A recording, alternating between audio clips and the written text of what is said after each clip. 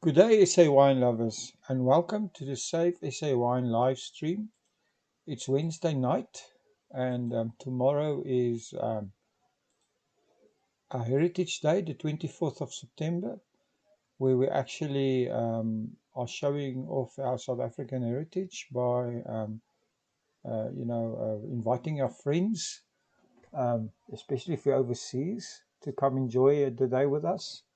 And show them the South African lifestyle, showing them a great South African wine. And yes, I'll talk about that a little bit more in a minute. But let's start off with our 1660 campaign. We are featuring 60 producers in 60 days. And tonight's featured producer is Mullineux Wine. Mullineux Wine is a Swartland based family business.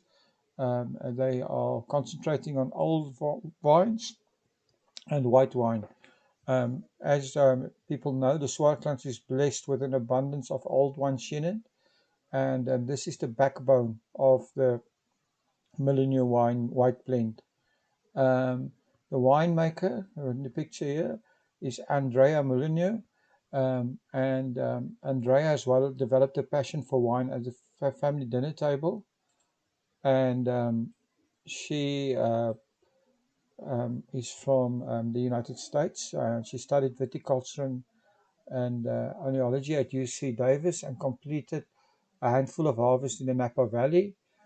She also worked in Stellenbosch and then at the famous Chateauneuf-du-Pape in the south of France, close to the lovely city of Avignon.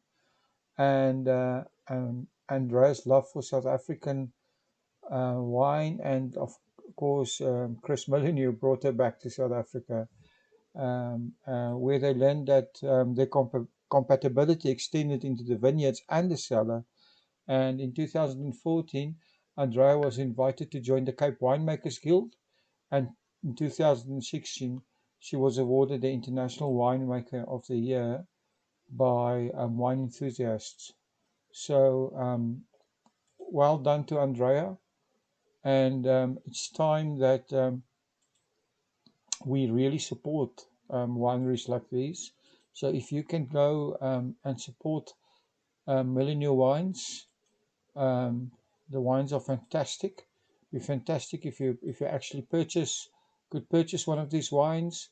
Also, please share these posts about this winery on your Facebook page and your social media, wherever. Use the hashtag 1660, use the hashtag SaveSAWine, and use the hashtag Drink South African. Also great if you could go to our website. It's savesawine.co.za, and our producer calendar is also on the website. It's savesawine.co.za /1660, and that will give you an idea of which producers are actually featured when. And if you could also please go to our Instagram and leave a comment, that would be very, very helpful. Our Instagram is instagram.com /savesawine.co.za. Then back to the day tomorrow. Tomorrow is the 24th of September. Um, and on the 24th of September every year, wine.co.za encourages every South African around the world to open up a bottle of South African wine with new friends and to let them taste some of our sunshine. And they've got a campaign called Wine hashtag Taste Sunshine, and it's on their website on wine.co.za /Taste Sunshine. So invite friends tomorrow. Taste Sunshine. There's also a Facebook event, and we'll talk about this more tomorrow. But it'd be great if you guys could invite your friends, show them your South African friends, drink a bottle of South African wine together. If you're overseas, invite some of your overseas buddies and teach them more about our heritage and about what South Africa is about. It's also a public holiday in South Africa tomorrow, so enjoy it. It's also known as National Braai Day. So, the other thing that we really need to encourage people is to visit the winelands. I've made a video called COVID-19, a warning and a wake-up call to the winelands. As people that are following the news are aware, COVID cases are spiking in Europe. new lockdown regulations in France, in Paris, was just announced today. The UK yesterday went to level 4, and the chances of European tourists flocking to our wine lands are very much slim to none. So we believe that our winelands should be focusing on local tourism, and we've created a space on our page, bit.ly/visit winelands, where people can come and list their winelands business or their experience.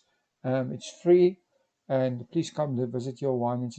Come add your winelands experience there. If you're in the winelands tomorrow, this weekend, it's great. It's a long weekend, great time to visit the winelands. If you haven't booked your Christmas holiday yet, book your Christmas holiday in the winelands. It's the right thing to do. Then, very big thank you to our sponsor. Our sponsor for tonight's live stream is the Fishwives Club. The Fishwives Club Boutique Winery are giving away 24 of their new production line cans, and you could be the first person to win any of these. It's going to be one lucky winner of 24 cans. All you need to do is add your email address to fishwivesclubcangiveaway.gr8.com. That's Fishwives Club can giveaway.gr8.com, and you can be a winner. The link is also in the description. So, just back to exposure and getting yourself ready for summer. A great way to get more exposure for your wine, your restaurant, your accommodation, your winelands experience, or your winelands business is to use one of our premium service offerings. We realize that times are tough for winelands businesses, and to give you a helping hand, we've decided to give away a 500 Rand credit to you as a gift to kickstart your promotion for summer. To claim yours, go to visitthewinelands@gmail.com. Email us details about your business and claim your 500 Rand credit, which you can use on our media store, and it will help you to actually kickstart your summer promotion. Then our featured podcast of the evening is Colleen Tritter. He's the chairman of Cape Site Specific. Cape Site Specific is a membership group of winemakers, and the members are made up of a collection of small independent producers, together with single family generation winemakers, providing wine from these respective estates and making these wines site specific. To find out more what this means, I'm going to put on the interview I had not long ago with Colleen Tritter, like I said, the chairman of Cape Site Specific. Listen to the podcast, very interesting. Enjoy it, and also support these guys if you can.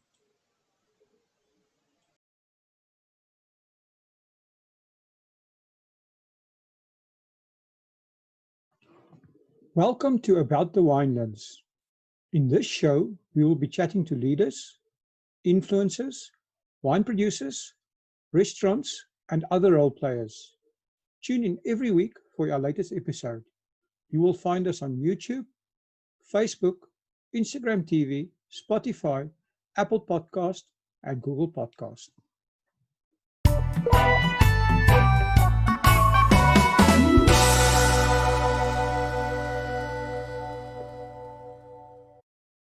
Good day, everyone, and welcome back to About the Winelands. Today, I'm talking to Colleen Tritter.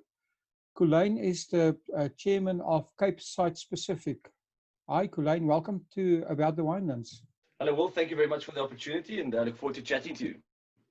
No, it's our pleasure having you here. We'd love to hear a bit more about, what you're doing and stuff. But tell me, Colleen, how did you get involved in the wine industry? It was actually a little bit by default. I studied, grew up in Robertson, and obviously amongst quite a few wine families and friends. Went to Stellenbosch, studied marketing, and then I went to play rugby in Canada and New Zealand over the course of about 2 years, and came back to South Africa. And my mother was the accountant at Robertson Winery at that stage, so I kind of got familiar with their marketing manager, which was Johan Meisner at that during that time. And when I came back from New Zealand, I thought, well, okay, I could try another stint of going overseas and live a student life, I would say. And I came across Wine on their classifieds, and there was a position for a bulk wine company called Wine Trader at that stage. And long story short, I started working for them in September of 2004. And from that was basically the introduction for me into the wine business back then. Wow, interesting. So you worked at them for how long? I was with the bulk wine for luckily not too long, probably about 4 months. At that stage in 2000, well, I think it was December 2004, I was approached by Cobus Burger from Rietvallei Wine Estate in Robertson. I knew the family quite well, and they were from the Distillers Corporation of Stellenbosch Farmers in those days, 2003. They were part of the Bergkelder portfolio. So they were although they were quite an old brand, were quite new in doing their own marketing. And so I was quite lucky to, at a very young age, start a position of looking after a brand's marketing and sales. So I started with them in February 2005. So that would be the first proper, let's call it proper marketing and sales job in the wine industry. Oh, interesting. That must have been quite an interesting job. Did you do all of the marketing, exporting, all of those things as well? Yeah, I worked closely with Cobus, the sixth generation and son. So he was the winemaker and GM, and we started slowly to take over the local market. Our wines were distributed back then by Viticulture, and they had a small portfolio called Wineworks with more smaller boutiquish or estate brands. And slowly but surely got into the export markets with Cobus, starting mainly with the US in 2006. And from then on, the more responsibilities that came onto the table, I took over and started looking after the whole portfolio in the course of a couple of years. Oh, very interesting. So tell us about Cape Site Specific. What is it, and what is the history of Cape Site Specific? So I guess the passion for site-specific terroir-driven wines with a sense of place, which kind of encapsulates what Cape Site Specific stands for today, started back then when I worked with a family property and realized the difference between people literally living off the land in their own production rather than just a commercial brand or corporate brand that buys in bulk and has a distribution line and financial backing, and kind of planted the seed for me to say, well, okay, how do we communicate and educate the consumer of what the difference is between call it a estate wine or a site-specific wine compared to a normal, commercial brand on the local retailer shelf. Through the years, I started talking to obviously my fellow industry colleagues, and we so often fall for the cliche of who cares about what is an estate wine or what is a single vineyard wine. And I've always said, if we don't care about it as producers, then obviously the consumer don't have to care. And then in 2011, end of 2011, I started my own business. I guess the focus at that stage was to help smaller boutique brands or private producers with their marketing and sales, because quite a few of them don't have the financial means to appoint a full-time marketing and salesperson. And then with the focus on Cape Wine 2018, I started talking to a friend of mine, Willem Pinaar, who's at Hermanus Pietersfontein, and Johan Fourie, who's at Benguela Cove, both coming from the Stel and KWV backgrounds, so coming from a more corporate structure. And everyone was in the need of a collaboration. So I guess that kind of skipped quite a few hoops for me, and I thought, okay, well, maybe we can get a nice group of winemakers together that speaks the same language, has the same philosophy and passion for site-specific wines and terroir-driven wines. So we launched at Cape Wine in 2018. We were about 11 producers back then, and it ranged from across the Western Cape. The important part was it had to be producers who makes wine from specific sites and not blends of different regions or different appellations. So Cape Wine 2018 was kind of the launch pad for us. Oh, that's very interesting and a great concept. So what are your goals for Cape Wine Specific? Well, I guess the main thing, I guess, as a foundation is as a collaboration to start working together and support each other in our own businesses, individually, but also as a group. So I've struggled to find an English translation for it, but we are very used to in the Afrikaans sense to, ons gun mekaar niks. you see your neighbor as your competitor, you see the brand next to you as a competitor, and stealing your time in the sun, which is so false, because all of us are in the wine industry competing with other liquor brands, not each other. Yes, there will always be a kind of a competitive edge towards regions or wine styles, etc. But the foundation for us is, as a collective, to work together with people who share the same sentiments, the same mindset, and find that synergy for us. And that was really important. So the first thing was have a group that wants to work together rather than against each other, and then have a local and international kind of footprint and plan. And that was to really educate from top to bottom. None of us has the budget to have huge consumer campaigns, but the feeling is that if we can sit with the right sommeliers, the wine shop owners, top restaurants, good importers in other countries, we need to educate them on what the difference is, and what the difference is in our appellation system in South Africa, because they're the guys that influence the immediate market around them. So we've focused on quite a few events the last couple of years, but the goal is, in the end, to help each other to grow our business and put a limelight on what it means to produce site-specific wines. And not that the Chardonnay from my area is better than yours, but why it's different. And it's a big educational process and platform for all of us. Yeah, it sounds like a lot of work. So Cape specific then, how do you actually help how does it benefit your members, and how do you help them, or assist them with getting their wine to market? Yeah, you're right in saying it's quite a lot of work. Winemakers are not necessarily the best communicators, so it's sometimes quite tough to communicate with them and kind of speed up things. But the important part is, I'm the non-winemaker in the group, obviously being the brainchild behind it, but also from a marketing background. So I look after the daily running of Cape Site Specific, and kind of look for opportunities and soundboard with my members about where we should go, who we should talk to, etc. So the benefit for the member is really to be part of a collective, and it's not just about sharing cost of a standard Cape wine. It's not just sharing the cost of, hey, we've got a table at ProWine, so we can share the cost of being together. It's more important of sharing the knowledge and expertise amongst each other. And obviously, the long-term goal for all of us is to start growing our business together in the export markets, but also locally. To give you a simple example, and I can't elaborate on the names yet, but we're in discussion and kind of in the last phase of working with a new agent for Gauteng, where 7 of our members who's not currently properly represented up there will form part of the South African portfolio.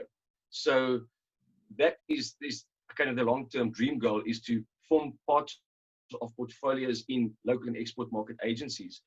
Again, when we travel together, to speak the same language and help each other out. I've been representing the group at quite a few international tastings in the last 2 years, where we select 5 themes from, let's call it Chardonnay, Bordeaux blends, Pinotage, etc. And each member has a wine in a flight. But it's literally just whether I stand there with the winemaker and we talk about the collective, we all stand there with the same mindset and same support system. So the benefit, I would say, for the members are to be a part of something. It's if you've ever played team sports, it's always that's kind of, I belong to something and someone, and that's really, I guess, the more emotional part about it. But yeah, the benefit is really just to help each other in growing our business and look for opportunities where, if someone approaches me for a really good quality Chenin Blanc, but I don't have it, I'd rather pass it on to one of our members and say, hey, Donnie or Ati, do you have something for this guy, because I don't, rather than trying to do it ourselves, as we've seen so many times in the past. So tell me, Colleen, if somebody's sitting there, a wine producer, and is thinking this is a great idea, and are you guys open to accept more members? And if people are interested, how did they get hold of you? How did they approach you to become part of it? And what are the criteria? So, as I said, initially we were a group of friends mainly, and people who knew each other, and obviously looked for someone that that fits the mold of what we stand for. If you go into the website www.capesitespecific.co.za, you can read more about the kind of the criteria of what CSS stands for and constitutes, which is mainly a single vineyard wine, estate classified wine, or board specific. So, for instance, you can't have wine of origin Stellenbosch, but your grapes come from the Paardeberg and the Bottleray area. It has to be only that smallest ward denomination. Are we open to accept new members? We're never closed. There's so many producers who are similar to what our members do, but the reality also is that once the group becomes too big, it becomes quite difficult to manage. And so we're very careful of growing too quickly and too big, that the members start feeling that I'm not really getting the value for what I signed up for in the beginning. And also not to become too top heavy in certain regions, and less in others. So we are definitely open to talk to producers, but we have quite a open discussion with our members to say, look, we've been approached by X producer. Do we think they can add value, or do we think they fit the mold for what we stand for? And then we're obviously open for discussion. But we currently sit with 14 members, so it's quite a really nice group of producers, like I said, from across the Western Cape. There's obviously certain regions that we currently don't represent, but it's finding that right fit and synergy. So yes, all the details are on the website, so you can visit there and get in contact with me as well. So, for interest's sake, are you guys a voluntary association? How are you organized? Are you an NPO or a company? Well, as most things starts very slowly, we probably started out as an NPO. There's a membership fee, and the membership fee is mainly just to, I guess, keep members interested, rather than, the sentiment was always, if people don't pay for something, they don't want to get involved, they won't be committed enough. So we've got a very basic membership fee model, which is not too expensive, and I'll share that with guys that get in contact with me. But we obviously then want to basically look after each other's funds. So it's a pay-to-play scenario where we do events and we share the cost. And yeah, for us, it's really about growing the business. And with that, I started a company, Cape Site Specific Pty Limited, last year. So I registered it. And the main purpose for that is to start looking at tradability in the future. So we've got a liquor license. So we are able to trade and actually become a vendor of, for argument's sake, Checkers or Macro or any group. So we can actually trade. And that's really important, because you want to streamline the whole business as well. Rather than dealing with 14 different individuals, you now deal with one company, and they all fall under the umbrella of Cape Site Specific. So we are a listed, well, not listed, but a established company, and that is really just to look at any business opportunities in the future where we can, as a collective, start trading with agents or companies. Would you look would you set up something for the export market as well as an agent? Yes, yeah. So that's the main goal, is to kind of start collaborating in that way as well, and co-load and co-ship stuff to the, once we form part of the same agencies and importers on the other side. That would be a big goal for us in a way to streamline that operation, and also on a local market basis as well. Okay. So, Colleen, it sounds to me like you've done a lot of work in the industry in setting up a distribution channel, talking to, buyers, people in the industry. But what about customer awareness? How do you guys go about, because ultimately the customer has to know that the bottle of wine that they're drinking are Cape Site specific and what it means. How do you raise that customer awareness? So unfortunately, with the second year plan, which was 2020, COVID derailed quite a bit of our let's call it consumer-driven events. But so each brand individually has their own brand plan. They've got their own way of communicating to their consumer. But with that, when we do collective events, obviously then we want each producer to start talking to their database and their customer base. We've done a consumer event up in Johannesburg last year with the Stellenbosch University alumni. The plan was this year to do a Cape Town, Durban and Joburg event. and invite trade and consumers. So that's kind of the first avenue. The second is obviously to use our social media platforms and whatever we can to post. And I created some videos earlier during COVID when people were still keen on watching, all these podcast videos and virtual tastings, etc. But like I said earlier, for us, the consumer connection and education will start once we can actually actively engage with them. For us, it really is important to start talking to the influencers at the top, which would be your restaurant owners, your sommeliers, your wine shop owners, because again, they're the guys that the consumer comes to for advice, and they're the influencer that we need on our side to say, hey, I know you're like Chardonnay, why don't you try this from X producer, from this in the small single vineyard, etc., and kind of do it that way. So the consumer awareness is kind of I guess I could call it phase 2, but it is very important to us because in the end, the consumer needs to understand what the difference is, like I said earlier, between the different brands and appellations and I guess production ways. I think my question is, if I'm a consumer, I'm standing in buying a bottle of wine, and I want to know if it's Cape specific. Also, is the wine branded somehow? Is there a label on it? If not, is this something that's going to happen in the future? How are you guys looking at branding? Okay, so yeah, I probably misunderstood your question in the beginning. Yes, no, it's fine because it's all part of it, right? So it's very interesting to me. Well, Andre Morgenthal and I have had quite a few meetings as well, because the Old Vine Project has done amazing work to put an emphasis on what that means and kind of their philosophy and drive behind protecting and looking after old vineyards. And they've got a beautiful sticker and kind of classification on their bottles. It's definitely in a plan in the future. I think from a producer's point, people are sometimes very hesitant to just put anything on their bottle. Some guys, even though they enter competitions, don't even put their gold medals or whatever on their bottles. But yes, from a I guess awareness and standout point, it's definitely something we want to bring into each producer's packaging and kind of look and feel. Whether that would be a neck label or on the back label a little logo, something like that. It's definitely in the future.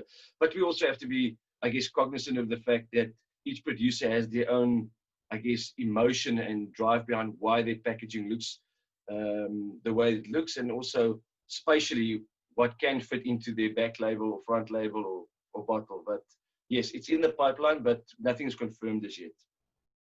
So if customers are interested in ordering your wines at the moment, can they order from Cape Specific, or they order from the producer, and how do they order these wines? Yes, so we've worked with a company who's busy building our wine shop, which I'm hoping to have live in the next week. You'll be able then to access it through the Cape Site Specific website, and there will be a wine shop with all the wines from each producer that you can purchase. And then what we also want to do in the future is to kind of pre-select mixed cases and theme cases around the different varieties and wine styles. So then you can buy 6 Chardonnays from 6 different producers and kind of taste through the lineup and see the difference. Same with other varieties. So we want to then offer mixed cases and kind of educational cases in the future as well. The wines are currently listed very, I guess, informally on the website currently. So for those who want to go on, they can have a look. But the wine shop will hopefully be launching the next week, and then people can actually purchase the wines as well. Okay, cool, awesome. I mean, you'll be talking about the lockdown, and of course, this has such a big effect on all of us and our businesses. And the coronavirus has forced all of us to rethink our business models. Do you guys have any changes or new ideas in mind? Yes. Look, it's been, I said to my colleagues in the industry, even though COVID has kind of sped up the process of this, I've always felt that each business has to kind of take a step back and look at, their agents around the world, also locally, and see if it's still quite a good fit. If I can use the example, it's pointless for me to have an agent, for argument's sake, in the UK who I started working with in the 90s, and they've moved to become more retail orientated, yet my brand is a lot more on-trade focused, which means there's the company, or the synergy has basically disappeared, because, you know, it doesn't help that I'm with a guy who supports retail, but I want to be in restaurants. And COVID has definitely given us the opportunity to evaluate and reevaluate our business model as well in that way. And it's not about, I mean, we've built up relationships with these guys, and for the most part, a lot of businesses just trickled over every year, where COVID has given us the opportunity to sit back and say, well, look, you know, maybe it's time to look at a different agent. Maybe it's time to look at a different route to market, this different distribution channel, and take this time that everything's kind of in limbo and on pause to do that, and you know, plan for the future. The fact that everything is basically driven towards online sales, and we've seen a huge boom in that. I think everyone's well aware of the fact that people waited so long for their wine deliveries after that first opening of the market in June. But you know, we learned from that, and I think the South African consumer in the future will be much more comfortable to order wines directly from the producer, and take the lead on what people say is good or not good, because I think that's why online sales have struggled in the past, is people want to buy, especially wine, they want to buy something they actually know. People are not willing to risk, you know, 600 or 1,000 in a case on wine that they don't actually know. And so the online space is definitely going to be an exciting one for the future to watch. And I think it will definitely have changed the consumer's behavior. And with that, we all have seen the fact that if your business was geared towards wine tourism, and unfortunately, so many of the producers are very focused on cellar door activity and you know, hosting people on the properties. What's the alternative, and how can we engage with that part as well? So the plan is definitely to be a lot more open and free for consumers to engage with us on a digital platform, on an online platform, and basically take it into their homes. I think in the future, maybe people will be very happy to, you know, host the winemakers at their homes and do more private or smaller group tastings rather than huge events, because huge events, I think, will be, you know, nullified for quite some time. But in business sense, well, I think the most important part is that this time has given us the opportunity to really look what works, what doesn't work, and how we can change that. Well, it's very interesting to me. I mean, you're an expert in marketing, and I mean, you're right. I think direct to consumer is going to be a huge factor in South Africa for all products, not just wine. But then again, like you said, you know, you guys are focused on the restaurant industry, and you want to get your wine through that channel. So my question is, do you think there's I haven't heard anybody talking about it, but maybe, you know, the internet is, what we've learned from this is that the internet is basically cutting out the middleman. And I think that's why it's important that you need to always, as a business, be talking to the consumer anyway, whether he's buying directly from you or not. But do you see a business platform, for instance, an online platform for restaurants, or even for international buyers, where, you know, currently it's such a middleman business, where international, say, supermarkets or whoever stocks wine shops will actually buy directly from the producers, order online instead of through an agency business?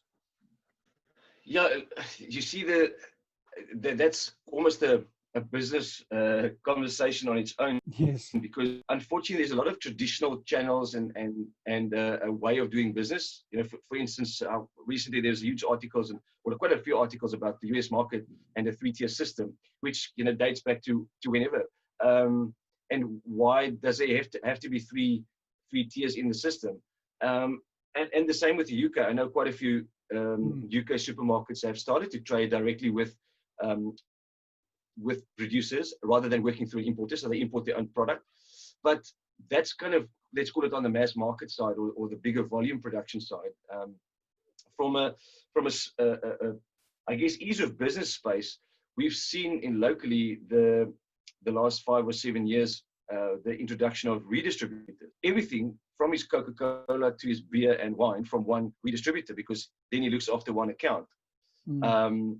which obviously then put the let's call it the historical agent / distributor in quite a difficult spot, because they can't now supply the restaurant direct, because these guys want to buy, from the redistributor. So there's already been quite a few changes recently regarding that. It's also up to the restaurateur, I guess, and the wine shop owner, in terms of where does the relationship lie? Does the relationship lie with the producer or with the representative coming, past every week or every second week? And that's something that this industry, I think, sometimes undervalues, is relationships in a big way. We feel that everyone's replaceable, but I think the relationships that representatives build up with their clients is invaluable. And you can't always replace that, because there's always a human element to it. As much as we don't want to say, some people get along with each other and some people don't. So, and that's the human factor. So, so the online platform, yes, there's definitely a possibility. I am just not sure if most restaurants would, or not even just restaurants, but if businesses would look at that, because they've already kind of steered away from worrying about 10 different invoices, to working with someone that supplies me with everything on one invoice. So yeah, it's kind of an admin thing, but also, like I said, the relationship is going to be the driver in terms of where the client gets the product from.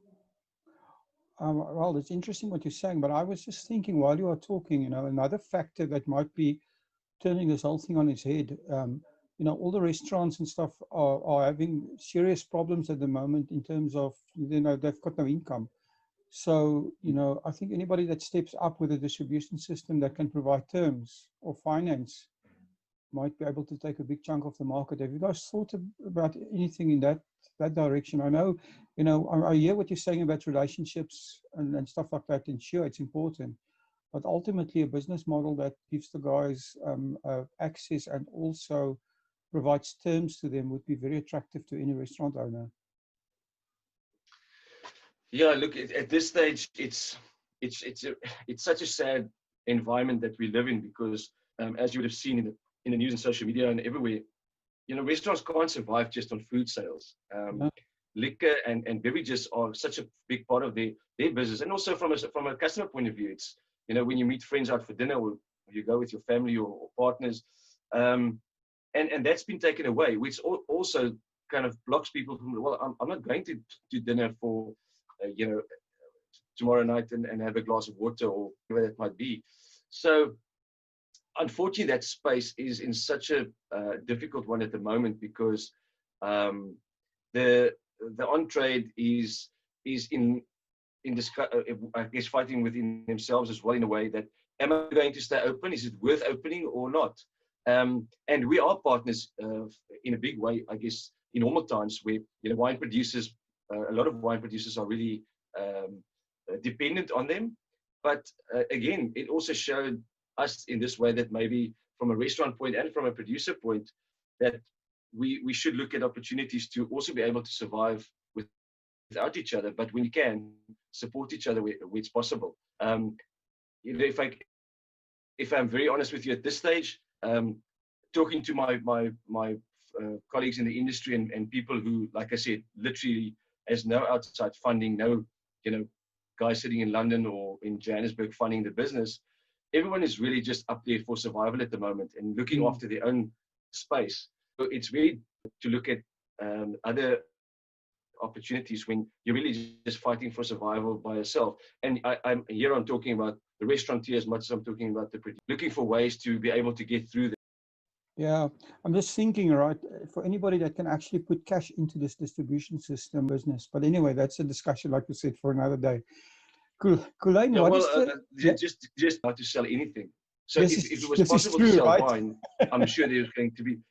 Yeah, I mean, what they've done in Canada was even though it's liquor board run, they allowed restaurants to sell wine as if they were a wine shop.